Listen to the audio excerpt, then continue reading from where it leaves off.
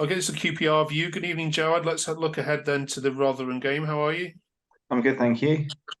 New managers in town for the Rotherham game. Exciting times for QPR, yeah? Yeah, I think everyone's very cautiously optimistic about the change. I think the club's been in a downward spiral for a year now. The players have got used to losing games, so it's going to take quite a lot, I think, to turn around the playing style, but also that mental side of it as well. Yeah. Let's just cast our eyes back to last weekend first before we look ahead. We were talking last week about whether it was going to be 7-0, 8-0 against Leicester. And was there an element that you just could have got something from that game before the red card? Yeah, I would like to go back and replay the last half an hour, 11 against 11, because I do have a sneaky feeling we would have got at least a point. I want to say Leicester weren't really creating loads. They had a lot of the ball without doing much. I think one of their centre backs made more successful passes than our whole team. I think I read that somewhere. But we held our own really for an hour, and it went better than any of us expected, really. Yeah, some great individual performances as well, and you scored a goal, which hasn't, Yeah. hasn't happened in all games. Okay, joking aside, then. So obviously, we it's going to be difficult to. I'm going to guess to pick the team that's going to turn up at Rotherham this weekend. But what do you think you're likely to see in terms of different style approaches or formations from what you've read about your new man? I think there'll definitely be an emphasis on keeping the ball. I think we're going to go from a manager that basically didn't want his team to have the football to a manager that wants his team to be in control of that ball for long periods. Um, I think personnel wise, we've got two midfielders suspended, which doesn't help. Jack Colback suspended and Dozel suspended as well. Doesn't leave us much choice in the centre of midfield. We've only really got Stanfield left. There'll have to be somebody who comes in who maybe doesn't normally play.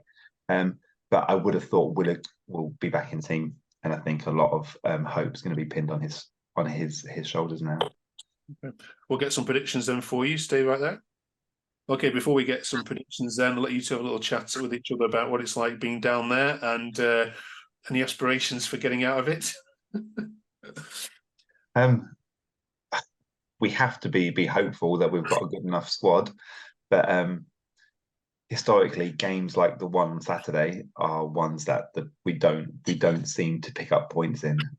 So I wouldn't say there's many QPR fans that are thinking they're going to go there and get 3 points at the weekend. Last year they completely outplayed us, outfought us. Yeah, it's going to be a tough one. Yeah, I think for Rotherham fans, I think it's more of they've got something to prove now. Obviously, with the absolute devastation of last game, I think they're going to come out swinging to try and prove a point. I do feel for QPR with the new manager, he's got a new team, so it's going to be quite difficult for him.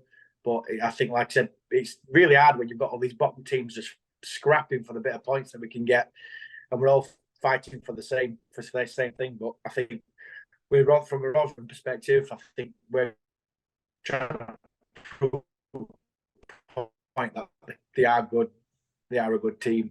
I think if Rotherham start fast at the weekend and catch us cold, I don't think we've come from behind to win a game in over a year now. So if we go a goal down early on, I do worry that the players' heads drop and it's almost game over. Okay, Jordan Hugill is bound to score as well. Let's get some score predictions then, shall we? It is Rotherham against QPR and another big 6-pointer.